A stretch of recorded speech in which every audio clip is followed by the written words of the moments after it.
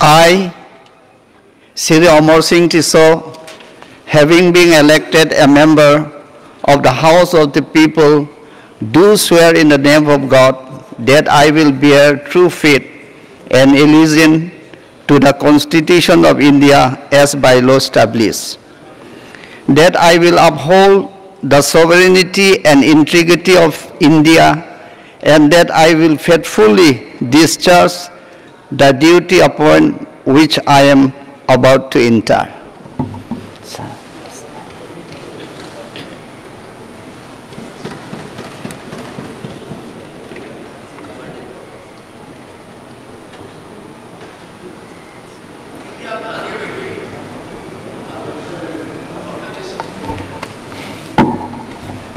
Shri Kripanath Malla.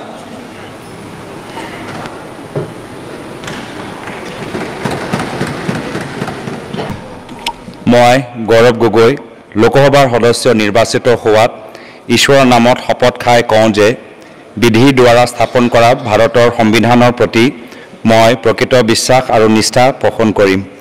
মই ভাৰতৰ প্ৰভুত্ব আৰু অখণ্ডতা অক্ষুণ্ণ ৰাখিম আৰু মই গ্ৰহণ কৰিবলৈ ওলোৱা কৰ্তব্য শ্ৰদ্ধাপূৰ্বক নিৰ্বাহন কৰিম।